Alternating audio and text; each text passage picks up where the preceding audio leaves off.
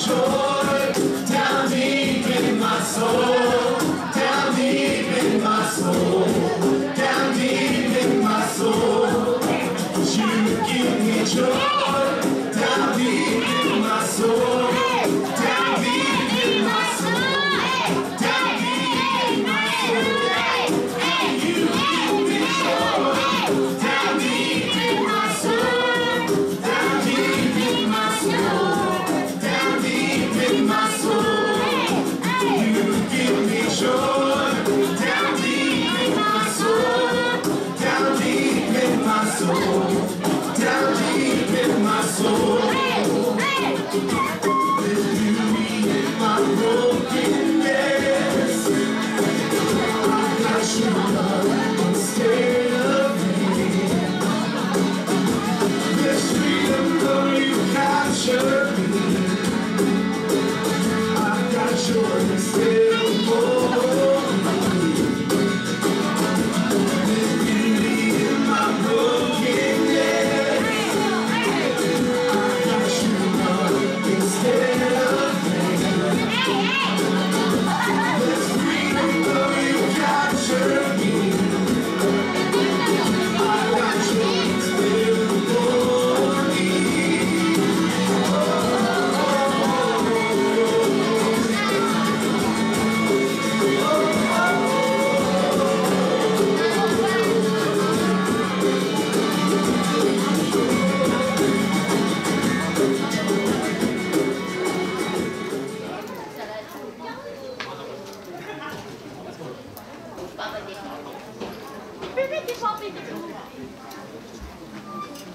여러분 안녕하세요. 안녕하세요. 반갑습니다.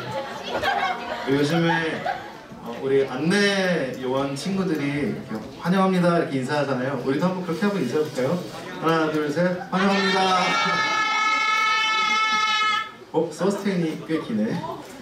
네, 오늘도 여러분 이 채플 3월구 채플에 오신 여러분들 환영하고요. 오늘도 엄청난 굉장한 진짜 킹갓 제너럴 엄청난 강사님이 오셨기 때문에 네, 오늘 찬양 짧게 하고요. 강사님의 말씀 정말 기대하는 마음으로 네, 우리 함께 예배를 사모하는 마음으로 찬양 드리도록 하겠습니다. 네, 우리 친구들이 너무너무 사랑하고 좋아하는 우리 야곱의 축복 네, 우리 함께 부르도록 할 텐데 큰 소리로 부를 수 있죠? 네. 우리 밖에는 비록 비가 오지만 우리 하나님께 이 노래가 들리도록 우리 저 위에 있는 하나님께 이 노래가 들리도록 함께 큰 소리로 야곱의 축복 부르도록 하겠습니다. 네, 준비됐나요?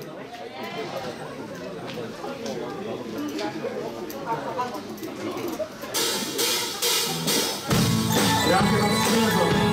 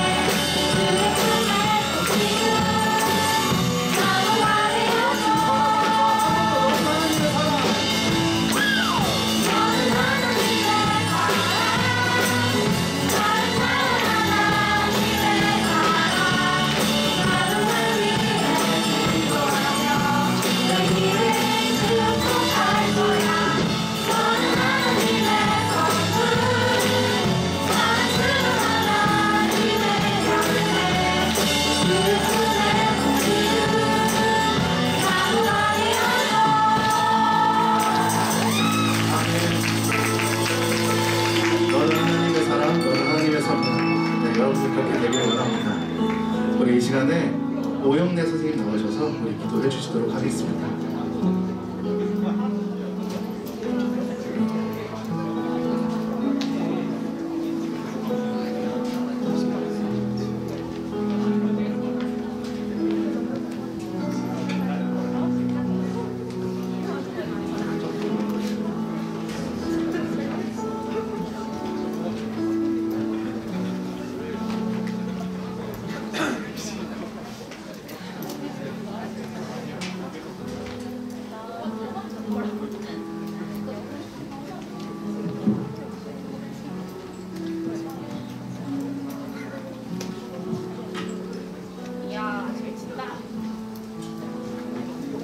네, 다 같이 기도하겠습니다.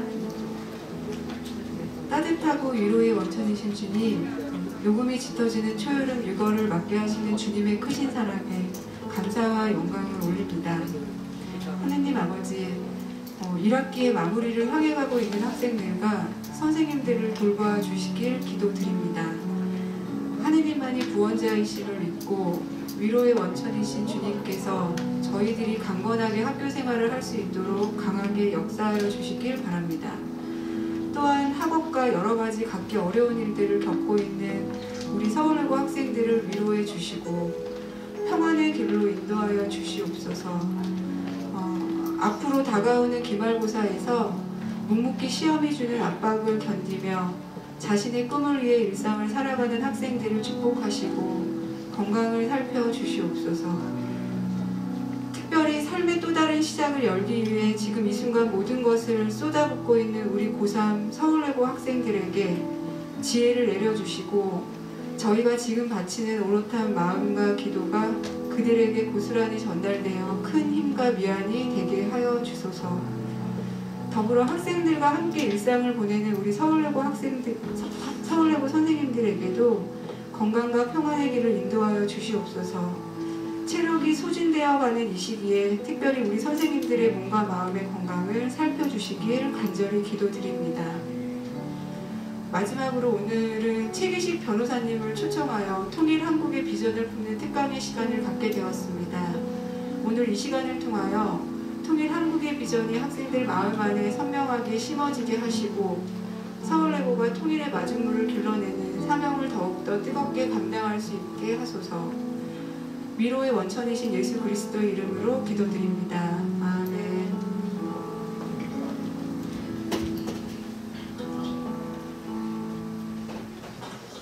사랑을 축복합니다. 그래요. 여러분들 이제 시험이 한 2주 남았나요? 그럼에도 불구하고 여전히 하나님 예배하는 자리에 온 여러분들 사랑을 축복합니다. 세상을 바꾸는 사람들의 흥미진진한 리얼 스토리를 듣는 시간이죠. 오늘은 남과 북으로 갈라진 분단된 조국에서 남과 북이 하나 되는 일에 마음을 모으고 애쓰는 분을 초대하게 되었습니다. 우리는 통일하면 뭐 정치적으로 하나 되는 것, 또 문화나 또 정서적으로 하나 되는 것만 생각하는데 통일이 되면 남과 북이 서로 다른 법 제도는 어떻게 하나로 통일되고 합쳐질 수 있을까? 뭐 그런 것들 궁금해하는 학생들 있을 텐데 그런 친구들에게 가지고 있었던 그 질문에 대한 답을 오늘 주실 수 있는 분을 초대했습니다. 최기식 변호사님 초대했는데요. 최기식 변호사님은 서울중앙지검 형사 5부장 또 전 검사 출신이신데 법무부 통일법무과장, 주독일대사관 법무협력관을 거치시고 북한인권정보센터 부설, 북한인권기록보존소 소장을 역임하셨습니다. 아마 제가 이렇게 짤막한 소개로 다 담아내지 못한 경험과 또한 지혜들이 있을 텐데 제가 앞으로 최기식 변호사님 초대하겠습니다 라고 소개할 때 우리가 보낼 수 있는 최고의 함성과 환호와 한대를 담아서 우리 최기식 변호사님 앞으로 초대하고 환영하겠습니다.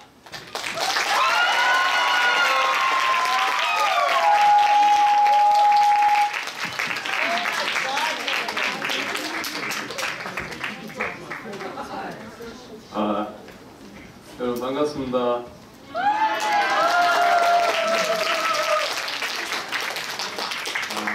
막 긴장이 막 되는데 잘할 수 있을까? 마스크 좀 벗을게요. 네. 잘생겼다. 지난주에 여러분들 그 외국인 강사님 모셔가지고 강의하는 거 들어봤거든요. 아, 분위기 되게 뜨겁대요.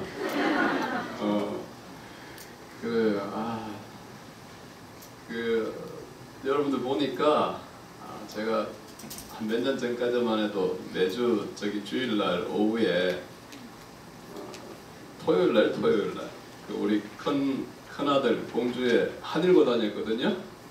그래서 맨날 밥 사주러 이제 기숙사에 내려가던 때가 생각이 나요. 그 큰아들은 이제 대학교 2학년이 되었고 지금 이제 둘째가 중3이고 셋째가 중1입니다. 그래서 저는 아들만 셋인데 그 큰아들도 지금 이제 대학교 2학년인데 꿈을 찾아서 열심히 살고 있고 저는 지금 고대 경영대 2학년이고 지금 고대 경영대 학생회장을 하고 있어요. 그리고 중3 아이는 아빠 나 자사고 가야 돼 아니면 동네 고등학교 가야 돼 맨날 이 소리 하고 있어요. 그리고 중1은 아무것도 모르면서 지금 큰형아는 저렇게 갖고 둘째는 저러는데 나는 어떻게 해야 돼 맨날 이러면서 며칠 전에 또 뭐 국내파로서 학교에서 영어 프레젠테이션 해서 우수상 받았다고 그 상장을 거실에 또 쫙 걸어놓고 그래서 저는 세 아들을 키우면서 되게 보람도 있고 여러분들 고민하는 것 비슷한 것들을 지금 같이 고민하고 그렇게 하고 있어요. 서울 외고 저는 이렇게 그 미션 스쿨인 줄 몰랐어요. 그냥 과천에도 외고가 있거든요. 제가 과천에 사는데 그래서 그냥 외고 중에 하나겠네 이렇게 생각했는데 이나영 선생님 여기 계신데 이나영 선생님이 서울 외고 크리스찬 잘 연결이 안 됐어요. 이나영 선생님 제가 독일에서 만났거든요. 독일에 외교관 생활할 때 그때 독재청산재단이라고 거기에서 인턴 생활을 하셨어요. 그때 제가 한국에서 오신 손님들 모시고 독재청산재단에 갔다가 이나영 선생님을 만났고 그때부터 지금까지 줄곧 연락하고 있었는데 오늘 꼭 한번 서울 외고에 왔으면 좋겠다 해서 왔는데 사실 지금 55분에 마쳐야 되는데 이 얘기를 어떻게 25분 만에 다 해요? 그쵸?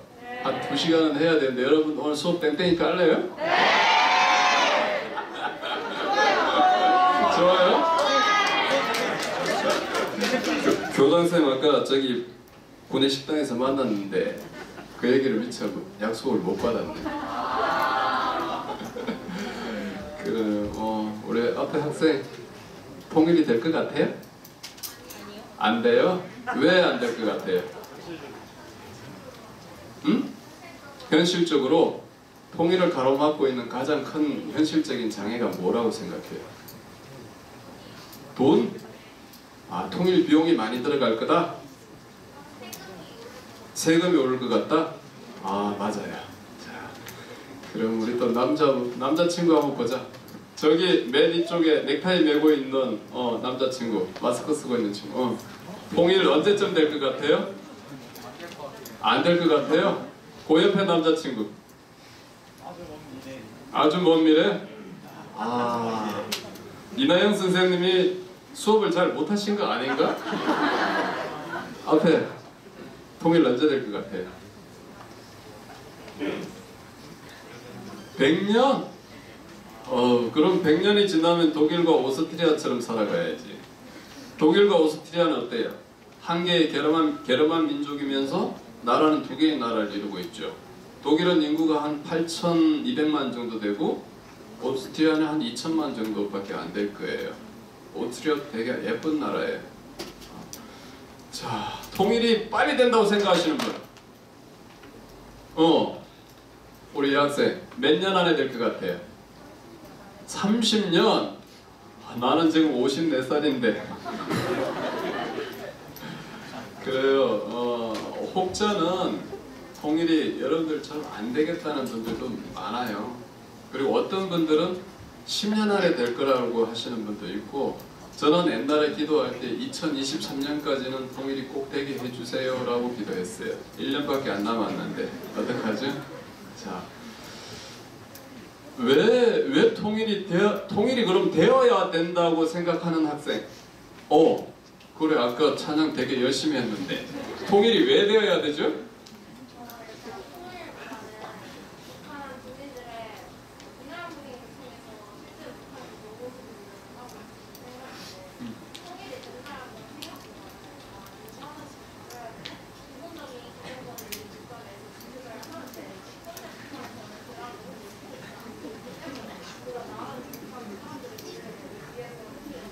네, 로스쿨 가는데 아무 지장이 없겠죠, 그죠? 아주 너무 똑똑하게 분명하게 얘기를 했기 때문에 앞으로 법조인이 되는 데는 아무런 장애가 없어요. 우리 큰아들이 며칠 전에 그러더라고. 아빠, 로스쿨 가는데 가장 큰 조건이 뭐예요? 그래서 로스쿨 갈 사람들은 논리력이 있어요. 논리적이어야 된다고 했어요. 굉장히 논리적이죠? 제가 법무부에서도 북한 인권 기록 보존소장을 했는데 북한 주민들의 인권이 삶이 굉장히 척박하고 어려워요. 예를 들면 이런 거예요. 제가 봤던 기록 중에서 두 사람이 고등학교 친구예요, 북한에서. 근데 둘이서 요새 남한에서 온 그 CD나 뭐 USB 이런 이제 저장 매체를 가지고 둘이서 이제 꽂아가지고 남한 노래를 들으면서 춤을 췄어요. 근데 이 친구 집에 춤을 췄는데 이 친구가 집에 와서 그날 밤에 엄마한테 엄마, 나 오늘 얘네 집에 가가지고 우리 오늘 남한 노래 들으면서 춤췄다 이랬어요. 근데 그 엄마가 그 다음날 북한 경찰서에 가가지고 신고를 했어요. 자기 딸을. 왜 신고했을까? 왜 신고했을까 그 엄마가? 돈은 아니고 쉐네 또 이 친구 엄마가 북한의 경찰관의 비밀 첩보 그 요원이야. 그러니까 동네에서 그냥 살면서 누구는 어떻게 남한에 대해서 어떻게 하고 뭐 북한에 대해서 어떤 말들을 하고 이런 것들을 고자질을 해야 되는 그런 사람이에요. 자기 딸을 신고하지 않았는데 만약에 이게 발각이 되면 자기 집안이 끝나기 때문에 먼저 신고를 해버린 거지. 그게 북한 사회. 이 집에 텔레비전이 고장이 났는데 이 아저씨가 텔레비전을 잘 고쳐. 그래서 텔레비전을 고쳐줬는데 그 다음날 처벌을 받았어. 이 옆 동네에 살았어. 왜 처벌받았을까요? 이 동네에서 이 동네로 가려면 사전에 허락을 받아야 돼요. 거주 이전의 자유가 없는 거예요. 자, 그 다음에 가장 또 심각한 북한의 인권 침해 사항은 북한에서 살기 힘들어가지고 중국에 가서 생활을 위해서 갔는데 어쩌다 보니까 조선족 남자나 한족 남자를 만나서 원하든 원하지 않든 아기를 가져가지고 거기서 중국 공안에 잡혀가지고 강제 북송이 된 여자들이 있단 말이에요. 아기를 가지면 그 아기가 1개월짜리 아기든 뱃속에 7개월짜리 아기든 100% 다 납폐를 한단 말이에요. 강제로. 그게 북한의 현실이에요. 그래서 인권 문제도 굉장히 중요한 문제죠. 그죠? 자, 그 다음에 좀 더 신앙적인 관점으로 돌아보면 뭐가요? 통일이 왜 돼야 되느냐면 북한에는 남북이 나뉘어지기 전에 2730개의 교회가 있었어요. 평양은 또 어떤 곳이에요? 동방의 예루살렘이라고 불리던 정말로 하나님을 열심히 뜨겁게 믿던 사람들이 그곳에서 신앙생활을 하던 곳이에요. 그런데 동독과는 달리 북한은 완전히 교회를 다 없애버렸어요. 딱 두 군데가 있죠. 북한에 있는 두 군데 교회 이름이 뭐예요? 봉수교회하고 또 칠골교회하고 두 개가 있죠. 그 두 개는 선전용으로 만들어 놓은 거예요. 자, 그러면서 그 북한에서 그 신앙생활을 하던, 그래서 6.25 전쟁이나 6.25 나기 전에 남한으로 넘어오지 못했던 사람들 대부분이 거기서 신앙생활을 한다는 이유 때문에 지금 정치범 수용소에 갇혀있단 말이에요. 그 사람들이 뭐 5만, 10만, 15만, 20만까지 이렇게 얘기를 해요. 그분들은 지금도 그곳에서 숨죽이면서 하나님의 이름을 부르고 기도하고 뺏겨나왔던 사도신경과 주기도문을 가지고 하나님께 예배를 드리고 있단 말이에요. 그러니까 신앙적인 이유도 통일의 이유가 될 거고. 자, 그 다음에 또 경제적인 이유를 한번 봅시다. 우리나라는 지금 섬나라예요? 섬나라가 아니에요? 섬나라가 아니라는 사람. 섬나라라고 생각하는 사람. 왜 섬나라라고 생각해? 저기 남학생. 바다밖에 둘러싸여 있지 않고 대륙으로 기지를 할 수가 없으니까. 맞아요. 섬나라는 뭐예요? 배나 비행기로만 이동할 수 있는 나라가 섬나라죠. 그렇죠? 우리가 기차로 지금 대륙으로 갈 수 있어요? 없잖아요. 그래서 섬나라예요. 그런데 통일이 되면 어떻게 될까요? 자, 우리 친구가 이제 회사 취직을 해서 대학을 졸업하고, 근데 옆에 상사가 되게 스트레스를 받게 해. 금요일날 오전부터. 그래서 이 친구가 아이 더러워 근데 그러면서 아이 오늘 그냥 일주일 휴가 내고 여행이나 떠나봐야지. 그러면서 서울역에서 기차를 딱 예매를 해. 그리고 어디로 갈까? 그 다음날 아침에 바로 기차를 타, 그날 금요일 밤에 기차를 타고 어디로 가느냐면 바이칼 호수로 가는 거지. 그 다음날 아침에 딱 일어나가지고 푸른 호수를 보면서 생선가스를 먹으면서 카푸치노를 한잔 하는 거지. 그리고 다시 기차를 갈아타고 에이 내친 김에 어디까지 가? 베를린까지 가자.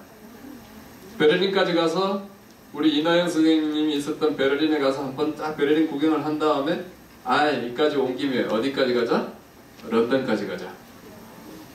그런 세상이 열리는 거예요. 그렇죠? 근데 지금은 어떻게 해야 돼? 비행기 타야 돼. 그렇죠? 그런 게 또 있어요. 그 다음에 지금 중국의 동북 삼성이 어디예요? 동북 삼성, 길림성, 또 요녕성, 또 어디예요? 흑룡강성. 자, 이게 동북 삼성인데 이게 누구 땅이었어요 옛날에?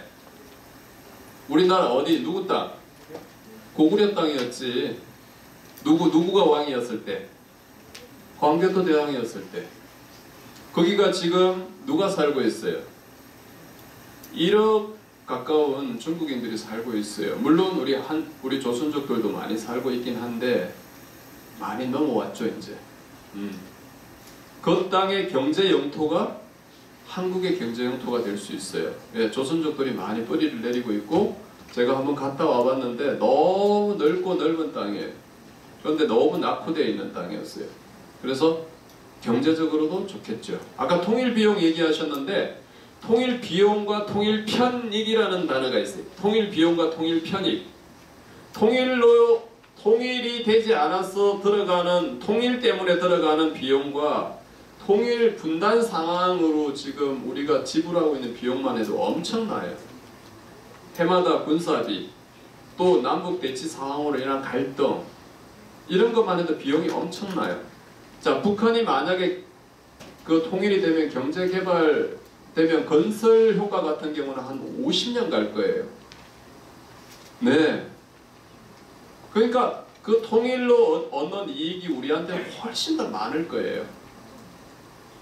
그래서 통일 비용을 너무 걱정을 하지 마세요. 그러면 통일되면 몇 가지 문제가 있어. 몇 가지 문제가. 지금 너무 뒤에 분들은 몰아가지고 지금 질문을 못 하겠는데 뒤에 노트북 비슷하게 들고 있는 학생? 예, 중간에 카메라 앞에. 예, 지금 눈썹 맞추는 분. 예, 한번 대답해 보세요. 저기 통일에서 가장 남북한 통일되면 가장 큰 문제가 무슨 문제일 것 같아요? 일단 서로 어떤 방식이 다르기 때문에 서로의 가치관이 달라가지고 의견의 차이가 많이 있는 것 같아요. 맞아요. 가치관의 문제가 많겠죠? 그죠? 그 옆에 학생. 통일되면 가장 큰 문제. 크게 한번 대답해봐요. 네? 잘 안 들려. 정치적 의견? 네, 의견 당연히 다르겠죠. 자, 동독하고 서독 예를 우리 한번 볼까요? 자, 통일이 되고 나니까 서독 중심으로 통일이 됐단 말이에요. 그러니까 어떻게 돼요? 동독에서 공산주의를 가리키던 인문학, 철학 교수님들, 사회학 교수님들 어떻게 됐을까요? 전부 다 잘렸어요. 재임용이 안 되는 거죠. 그러면 어떻게 돼? 서독에 있는 은퇴하신 교수님들이 올라가가지고 자본주의와 민주주의에 대해서 가르치게 됐단 말이에요. 그게 가치관의 문제죠. 그죠? 정치적 문제도 마찬가지예요. 결국 남한 주도의 통일이 되느냐 북한 주도의 통일이 되느냐에 따라서 엄청난 차이가 생기는 거예요. 그런데 여러분 북한 주도의 통일이 되는 건 뭐예요? 공산주의가 되는 거예요. 그런 통일을 원해요? 원하지 않아요? 원하지 않죠. 그러니까 남한 주도의 통일이 돼야 되는 거죠. 그렇죠? 자, 그 다음에 자 북한 한번 다시 들어가 봅시다. 북한 토지 문제. 북한 지금 땅 소유는 누구 거예요? 저기 우리 여학생 나 쳐다보고 있는데 뭐 마스크 일회용 마스크 쓰신 뒤로 돌아보는 여학생. 북한 땅은 지금 누구 거예요? 북한 국가. 그렇죠? 국가와 협동농장의 소유로 되어 있어요. 자, 통일되면 본인이 생각할 때 통일되면 그 땅은 어떻게 해야 될 것 같아요? 만약에 남한 주도의 통일이 된다.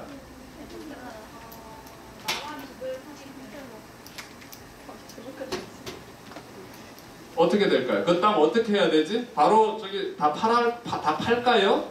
땅 그냥 바로 팔까요? 아니면 좀 놔둘까요? 아니면 국유로 할까? 누가? 남한이? 그거 통일되면 다 통일 대한민국 땅인데?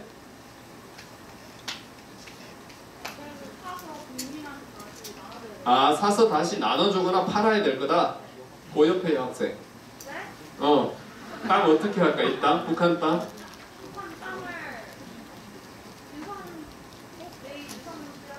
아, 유상으로 사가지고 유상으로 판매한다. 아, 좋습니다. 자, 저쪽 뒤에 남학생, 지금 반팔 입고 있는 남학생. 네, 북한 땅 어떻게 할까요?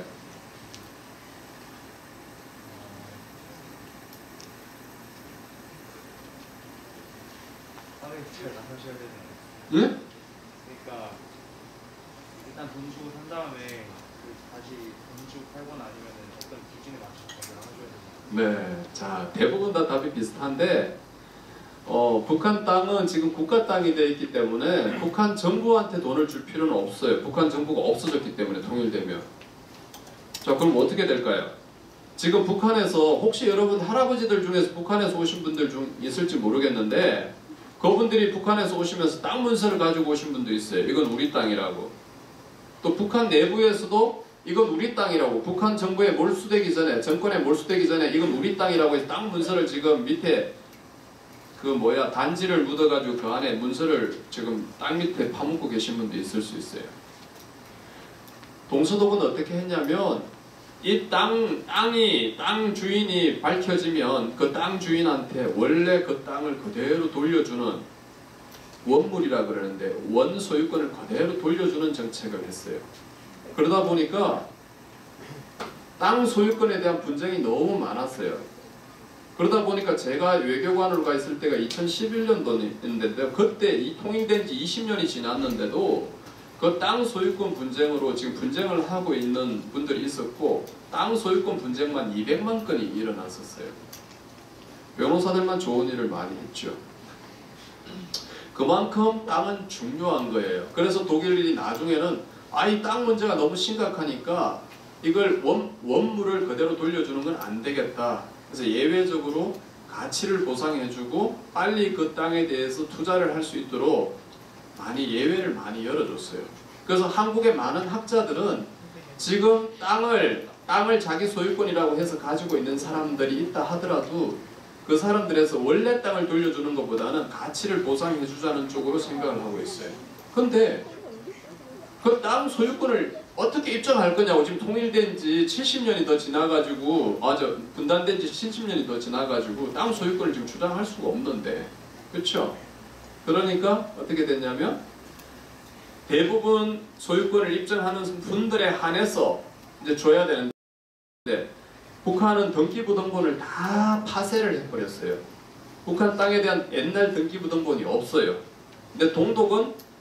독일 사람들 그特위에 철저하게 기록하는 사람들이라서 등기부등본을 그대로 뒀단 말이에요. 그래서 그게 가능했지만 우리는 땅을 그대로 돌려주기가 쉽지 않을 수 있어요.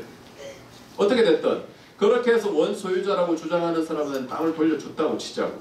그럼 그 땅이 이제 우리께 되겠지. 전국께 되겠지. 그 다음에 그 땅을 바로 판매한다고 생각해 보세요. 우리 교복 입은 여학생 선생님 옆에 아까 찬양 리더 하시는 분 옆에 그 땅을 바로 팔면 북한 주민들이 그 땅을 살 수 있어요? 없어요? 돈이 없잖아요. 그럼 어떻게 해야 돼? 누가 사요? 뭐 삼성전자나 뭐 우리 강남에 돈 많은 분들이 그 북한 땅 다 사버리겠죠. 그 북한 주민들은 땅 한 평 가질 수 있을까 없을까요? 안 되겠죠. 그럼 통합이 될까요? 안 될까요? 통일 왜 하냐고. 왜 우리 땅 너네들이 다 가져가냐고 얘기하겠지. 통일 잘 안 되겠죠. 통일에서 가장 중요한 건 뭐예요? 통합이잖아요. 통합. 그래서 안 될 거 아니에요. 그래서 그럼 한 50년 정도는 땅 팔지 말고 국가가 소유했다가 그 뒤에 북한 사람들이 돈 좀 모으면 그때 팔자라는 얘기도 있어요. 그리고 또 하나의 견해는 뭐냐면 아예 북한 땅은 국유로 두자 이 말이지. 그 국유로 둔 땅을 필요로 하는 사람들한테 임대를 주고 그 임차료를 받아가지고 북한 주민들의 복지와 경제 재건을 위해 쓰자는 견해도 있어요. 저는 개인적으로 세 번째 견해를 지지하는 쪽이에요. 왜? 충분히 그렇게 해야만 우리가 북한에서 이 통합도 방해되지 않고 땅도 효율적으로 활용할 수 있을 것 같아서 그런 거죠. 자, 이 문제가 하나 있고 그 다음에 또 하나 한 세 가지 정도가 통일해서 가장 크게 문제가 생길 수 있는데 두 번째 문제는 뭐냐면 북한에서 인권 침해 행위를 한 사람들 아주 심각한 인권 침해 행위를 한 사람들 처벌을 어떻게 할 거냐 이 문제가 있다고. 그래서 독일 같은 경우에 통일될 때 어떻게 했냐면 동독의 형법과 서독의 형법을 동시에 위배하는 그런 행위를 한 사람만 처벌을 했어요. 그럼 우리는 어떻게 해야 되느냐 이 문제가 있어요. 남아공은 어떻게 했어요? 남아공에서 흑백 분리 정책을 뭐라 그래요? 아파르트헤이트에서 이 문제를 어떻게 풀었어요? 넬슨 만델라가 대통령이 되고 나서 이 문제를 어떻게 풀었어요? 막 그때 백인들이 흑인들 막 죽였고 마지막 흑인들이 집권할 때 흑인들이 백인들을 막 죽였잖아요. 어떻게 풀었어요 이거를? 아는 사람? 남아공에서는 진실과 화해 위원회라는 위원회를 만들어가지고 자기 죄를 전부 고백하는 사람들 용서해 줬어요. 대단하죠. 근데 그 중에 한 개라도 꼽을 쳐놓고 얘기 안 하게 나중에 발각되면 기존의 것까지 다 해서 다 처벌하도록 그렇게 했단 말이에요. 우리는 그럼 어떻게 할 거냐? 자, 강제 낙태만 한번 두고 보자고. 북한 제1상층부에서 강제 북송된 여자들이 임신을 한 상태로 오면 전부 다 낙태를 하자고 할 거 아니에요. 그 지시가 위에서부터 내려와가지고 마지막에 의사나 간호사가 낙태하는 시술을 할 거 아니에요. 그랬을 때 누구를 처벌할 거냐 말이에요. 강제 낙태하는 사람들 중에서. 그렇죠. 그러니까 이런 경우에 제일 상층부만 처벌할 건지 중간에 사람을 처벌할 건지 맨 밑에 사람까지 처벌할 건지 이런 문제가 또 남아있어요. 이거를 뭐 전환기 정의라고 그러기도 하고 반인권 행위자에 대한 처벌 문제라고 하고 이래요. 그리고 공무원들 재임용 문제도 있죠. 북한에서 나쁜 짓을 많이 한 사람들을 공무원으로 다시 임용할 거냐 말 거냐. 독일 같은 경우 판검사 임용을 보면 한 판사들은 한 30% 동독 판사들을 재임용했지만 검사들은 한 20% 정도만 재임용을 했어요. 그런 문제도 있어요. 자, 또 하나의 문제는 뭐냐면 여러분들하고도 관련이 있는데 지금 출생률이 되게 저조하잖아요. 자, 통일된다고 생각하면 북한에 있는 젊은이들이 어디로 몰릴까? 서울로 다 몰리는 거지. 한 300만에서 한 500만이 내려올걸? 자, 그리고 저는 고향이 어디냐면 경남 밀양이란 말이에요. 나도 서울로 오고 싶어가지고 고등학교를 밀양에서 졸업하고 고대 법대로 왔단 말이에요. 이건 뭐냐면 우리 사회가 우리 대한민국이 뭐냐 철저하게 뭐예요? 중앙 집권화되어 있다는 거지. 그렇죠? 중앙 집권화되어 있기 때문에 연방 국가가 아닌 중앙 집권화되어 있기 때문에 다 서울로 몰린단 말이에요. 그래서 옛날에 무슨 말이 있어요? 사람은 나면 어디로 가고? 서울로 가고 말은 제주도로 가라고 그랬잖아요. 그래서 전부 서울로 다 몰린 거예요. 여러분 부모님들도 그래서 서울로 올라오신 분들이 많을 거예요. 자, 북한 사람들도 다 이쪽으로 몰릴 거예요. 그러니까 다 지금 지방은 어떻게 돼 있는 줄 아세요? 옛날에 우리가 학교 다닐 때만 해도, 고등학교 다닐 때만 해도 경북대, 부산대 이런 데가 꽤 유명한 대학이었고, 지방에서 공부 잘하는데 서울대 못 가고 이런 사람들이 돈이 없어서 국립대를 찾아갔을 때 그렇게 갔단 말이에요. 그런데 요즘 뭐예요? 인서울하고 그 다음에 지방 국립대란 말이에요.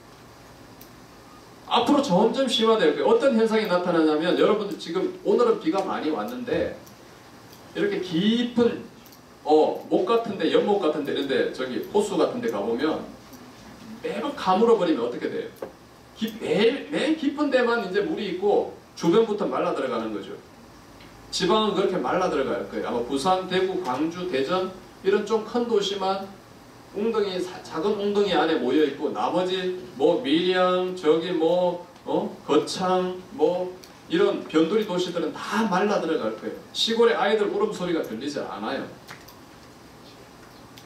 이런 것과 관련, 통일과 관련해 생각해 볼 수 있는 것은, 그러면 이 중앙 집권 시스템을 계속 가져갈 것인가, 아니면 이 중앙 집권 시스템을 독일과 같은 그런 연방 시스템을 한번 전환해 볼 것인가, 이런 문제도 통일과 관련해서 문제가 될 수 있어요. 자, 여러분 독일하고 프랑스하고 여러분들 생각해 보세요. 독일의 도시를 더 많이 기억하고 있어요? 프랑스의 도시들을 많이 기억하고 있어요? 독일이죠. 왜 그럴까요? 그렇죠. 독일은 뭐냐면 연방국가이기 때문에 그래요. 프랑스는 뭐예요? 중앙집권국가예요. 그래서 대부분 파리 정도만 기억하죠. 근데 독일은 뭐예요? 베를린, 뮌헨, 함부르크, 브레멘, 디셀도르프, 프랑크푸르트, 많잖아요. 생각만 나도 많잖아요. 그죠? 쾰른, 전부 다 하나하나가 그 연방주의 주도기 때문에 기억을 하는 거예요. 우리도 그러면 이런 시스템을 바꾸기 위해서 어떤 변화를 줘야 될 필요도 있단 말이에요. 서울주, 경상주, 충청주 그렇게 만들어가지고 주에 서울대학과 같은 그런 주립대학을 하나씩 만들면 되는 거죠. 그리고 그쪽에서 나고 자란 사람들 그쪽 대학을 가면 지금처럼 여러분 팍 터지게 공부 안 해도 되지. 그렇죠? 왜? 다 지방에 있는 국립대학 가면 그 지역에서 그렇게 살면 되니까. 북한 주민들이 전부 남쪽으로 다 오는 것도 막을 수 있죠. 이처럼 통일을 생각하면 이 지금 제가 세 가지만 들었는데 이것 말고도 엄청나게 많은 이슈들이 있어요. 근데 이런 것들에 대해서 제대로 준비하는 그런 것들이 아직 많이 부족해요. 왜? 정부도 계속 북한 미사일 쏘면 우리도 미사일 한 방 쏘고 뭐 이런 현안 대응으로 하지, 5년 뒤에 10년 뒤에 갑자기 노아 홍수의 때처럼 갑자기 엄청난 비가 오는 통일 상황이 온다든지, 또 이집트의 파라오 앞에서 7년 대기근을 예언했던 요셉과 같은 그런 상황이 온다면 준비되지 않은 나라는 어떻게 되겠어요? 심각해져요. 통일 상황이 와도 통일을 맞을 수가 없는 거예요. 그래서 제가 가장 관심 있어 하는 분야는 뭐냐면, 갑작스럽게 통일이 왔을 때에 그걸 어떻게 준비할 거냐, 이런 법적 제도적으로 이걸 관심 있어 하고요. 여러분들은 제가 장담하건대 여러분들 통일시대를 살아가게 돼 있어요. 그래서 서울 외고 다니는 여러분들은 내가 가장 잘하는 것이 무엇인지 한번 생각해 보세요. 특히 여러분들 크리스찬들이기 때문에 하나님 앞에서 내가 받은 달란트가 뭔지를 잘 생각해 보세요. 그러면 어떤 분들은 나중에 뭘 하실지 외교를 하시는 분도 있을 거고, 비즈니스 하시는 분도 있을 거고, 또 교육을 하시는 분도 있을 거고, 의사 선생님 되시는 분도 있을 거고, 다양한 직군에 여러분들이 들어갈 거란 말이에요. 그럼 북한은 재건해야 될 일들이 너무 많은 곳이 될 거예요. 그게 여러분들이 사명감을 갖고 들어가는 거죠. 그 일을 위해서 한번 잘 생각해 보세요. 내가 가장 잘하는 것이 무엇인지, 내가 가장 잘할 수 있는 것이 무엇인지. 한 5분 정도 남았는데 그냥 그러면 여기 있는 변호사는 왜 이렇게 여기에 관심을 갖게 됐는지 아주 짧게 5분 동안 제 인생 스토리를 정리하고 마칠게요. 저는 한 50호 정도 되는 시골 농촌 마을에서 태어났어요. 그래서 예수님을 알게 된 것은 초등학교 1학년 때 우연히 주일학교 선생님 손 붙잡고 교회에 갔는데 우리 아버지 어머니가 너무 이렇게 가난하고 성격이 안 맞아가지고 많이 싸우셨대요. 초등학교 3학년 4학년 때 이럴 때 막 학교 갔다 오면 막 엄마는 막 그걸 이기지 못해가지고 갈등 상황을 한 번씩 빨래터에 가서 빨래 막 막걸리 드시고 하면 막 아버지 엄마 막 싸웠어요. 아버지는 산에 가서 막 일하고 하는데 밥도 안 해놓고 이러니까 그래서 뭐 낫도 들어오고 뭐 지게 짝대기도 들어오고 막 죽인다 그러면 내 혼자 그걸 말리다가 안 되면 옆집 아저씨한테 말려달라고 하고 막 이런 시절이 있었어요. 그러면 막 초등학교 3, 4학년이 그걸 다 말려놓고 저녁에 아버지 밥 챙겨드리고 나보고 나면 하나님 나는 왜 이런 집에 태어났어요. 내 인생이 너무 썩을투고 너무 그랬어요. 그래서 혼자 조그마한 시골 교회에 가서 혼자 저녁에 이제 방석을 깔아놓고 그게 무릎을 꿇고 한 30분씩 이렇게 울면서 기도를 했더래. 하나님 저 너무 서글퍼요. 내 인생이 나 아예 죽고 싶어요. 그러면서 이제 한 30분 울고 나면 하나님께서 깨끗한 마음을 주셨어요. 그래서 집에 와가지고 다시 막걸리 냄새 나는 엄마 옆에 앉아가지고 밥상을 펴놓고 공부를 했어요. 내가 공부 열심히 하면 아버지 엄마가 좀 덜 싸울 것 같아가지고. 그래서 공부를 했고 그래서 중학교 가서도 1등하고 고등학교 가서도 공부를 열심히 했는데 하여튼 고등학교 1학년 때 다시 태어난다 해도 이 길을 하는 고시 합격기를 보고 법과대학을 가게 됐어요. 그래서 고대 법대를 가서 이제 하나님 저 꼭 고시 합격하게 해주세요 하고 이제 대학교 3학년 때부터 시험을 보기 시작했는데 대학교 3학년 때도 시험 떨어지고 4학년 때도 떨어지고 졸업하던 해도 떨어지고 그 이듬 해도 떨어지고 1차 시험만 무려 1년에 한 번 보는 시험을 4번이나 떨어졌어요.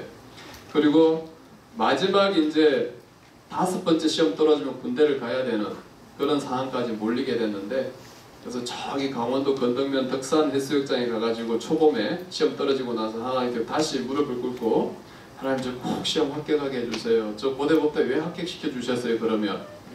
그러면서 기도를 하고 다시 돈이 없어서 춘천에 있는 강원대학교 이제 그 대학원에 가가지고 그 기숙사에서 이제 공부를 하고 있었는데 내년 2월에 시험이라면 올해 8월에 제가 정신적 지주로 저한테 정신적으로 굉장히 많이 지지해 주던 매형이 45살 나이로 폐를 잘못 드시고 비브리오 폐혈증으로 갑자기 돌아가셨어요. 그때 고등학생, 중학생 조카들을 남겨놓고 떠나시고요. 한 2달쯤 있다가 시골에서 비닐하우스 농사를 지어서 저에게 보내주신 형님이 경운기를 가지고 집으로 가다가 뒤에서 터럭이 들이받아가지고 식물 인간 직전까지 이제 가게 되는 사고가 발생했고요. 마지막 시험을 일주일 남겨놓고 저를 한 3년 정도 이렇게 옆에서 열심히 도와주던 여자친구가 있었어요. 근데 제가 그분은 중고등부 교사였고 저는 초등부 교사였는데 중고등부 전도사님하고 이제 좋아지게 된 거예요. 그 얘기를 이제 저한테 안 해야 되는데 제가 하도 꼬치꼬치 물으니까 저한테 얘기를 한 거예요. 그래서 그 얘기를 듣고 그날 밤에 한숨도 못 자고 경춘선 기차를 타고 가면서도 잠을 못 자고 그날 월요일날 밤에 수면제를 먹고 자고 8과목 시험을 봐야 되는데 화요일날 저녁에 다시 고시원 방에 앉아가지고 무릎을 꿇었어. 하나님 나 마지막 이 시험만 좀 보게 해주세요. 내 인생 마지막 시험이에요. 그러면서 하나님께 기도하면서 하나님 두 사람은 내가 이성적으로는 정말 감정적으로 용서할 수 없지만 두 사람 잘 되게 해주세요. 그래서 저 시험 좀 보게 해주세요. 이렇게 잠 좀 자게 해주세요. 이렇게 기도를 했더니 진짜 울면서 정말 간절하게 기도했더니 잠을 주셨어요. 그래서 잠 자고 그 다음에 다시 토요일날 서울로 와가지고 시험을 봤는데 계속 떨어지던 그 시험을 합격한 거예요. 1차 시험을. 그리고 나서 이제 춘천에서 짐을 챙겨가지고 서울로 와서 다시 1년을 공부해서 2차 시험까지 이렇게 통과하고 변호사 이제 법조인이 된 거예요. 그러면서 너무너무 감사했어요. 하나님께. 하나님 저 옛날에는 제가 잘나서 제가 공부 잘해가지고 이렇게 고대 법대도 가고 대학교 다닐 때 장학금도 받고 이런 것 같은데 이건 내가 다 보니까 이거 하나님 선물인데요. 저 이거 뭘로 해서 하나님께 이렇게 그걸 할까요? 하고 얘기를 했죠. 그랬더니 사원연수원에 갔더니 통일법학회라는 학회가 있더라고요. 그 통일이라는 단어가 그때 제 가슴 속에 이렇게 들어와 버렸어요. 그래서 그걸 일생으로 삼고 일생의 사명으로 삼고 이제 하는데, 그럼 왜 통일부나 국정원이나 통일을 바로 할 수 있는 대로 가지 않았느냐? 라고 이제 물을 수 있잖아요. 그래서 제가 군법무관 제대할 때 아버지한테, 아버지 나 저기 아버지 내가 뭐가 됐으면 좋겠어요? 아버지 97세예요. 그때 아버지가 그때 나는 너무 가난해서 18살에 일본에 강제징용도 다녀왔고, 나는 초등학교 문턱에도 못 가봤고, 나는 할아버지한테 밭도 한 평도 못 받았는데 나는 너무 인생을 살면서 서러움을 많이 받았다. 적어도 네가 판검사가 되어야 나도 면사무소에 가서 면석이들한테 어르신 나오셨습니까? 하고 자판기 커피 한잔 얻어먹지 않겠냐 라고 말씀하셨어요. 그래서 보니까 법무부에 통일법무과가 있었어요. 그래서 통일법무과 검사가 되면 되겠다 싶어서 이제 아버지의 소원도 들어드릴 겸 해서 검사로 되었고, 검사가 되어서 진짜 독일에서 1년간, 뮌헨에서 1년간 연수도 하고 돌아와서 또 독일에 또 외교관을 2년간 또 근무하게 되고, 또 통일법무과 과장도 하고, 또 나중에 북한인권기록보존소장도 하고, 이렇게 하다가 이제 2년 전에 이제 퇴직을 하게 된 거죠. 지금도 변호사로 일하고 있지만 계속해서 하나님께서 저에게 95년도, 96년도에 주신 통일한국을 준비하라는 그 사명, 그 사명이 계속해서 제 가슴속에 남아 있습니다. 여러분도 하나님께서 분명히 이 땅에 보내시고 서울 외고에 보내시고 여러분들에게 꿈과 비전과 달란트를 주신 것은 하나님께서 여러분들이 이 세상을 가치 있게 살라는 거죠. 그죠? 그러니까 꿈과 비전을 꼭 한 가지 붙잡고 통일한국을 꼭 염두에 두고 비전을 하나 가졌으면 좋겠어요. 그렇게 해서 하나님 기뻐하시는 또 이 통일한국에 꼭 필요한 그런 사람들이 되었으면 좋겠어요. 네, 고맙습니다.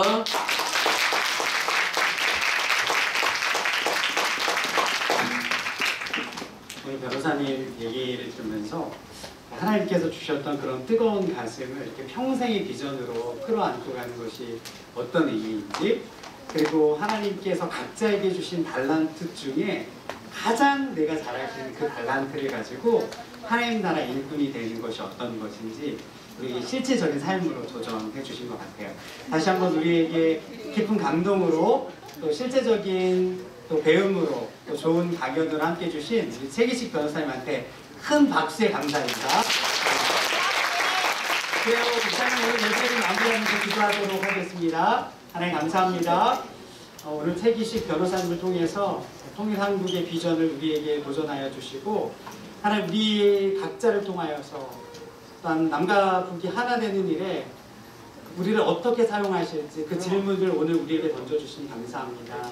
하나님 이제 다시금 학업의 자리로 일상의 자리로 돌아가지만 오늘 우리에게 주셨던 이 질문을 계속해서 되새김질하게 하시고, 하나님께서 우리 학생들 각자에게 주신 달란트를 통하여 하나님 나라 일꾼 되는 일에 쓰임받을 수 있도록 그 마음의 헌신을 드리는 이 시간 될 수 있도록 인도하여 주시옵소서. 이제는 성부, 성자, 성령 하나님의 은혜와 사랑과 교통케 하심이 오늘 예배를 통하여 통일한국의 비전을 품고 다시 일상으로 돌아가는 사랑하는 우리 서울외고 친구들 마음 위에, 그리고 통일을 위하여 자신의 삶을 들여 애쓰는 모든 통일 일꾼들 위해 이제부터 영원히 함께하여 주시기를 간절히 축원하며 기도합니다. 아멘. 그래요, 한 주간 동안도 비전 붙들고 말씀 안에 살아갑시다. 자, 돌아가면서 맛있는 간식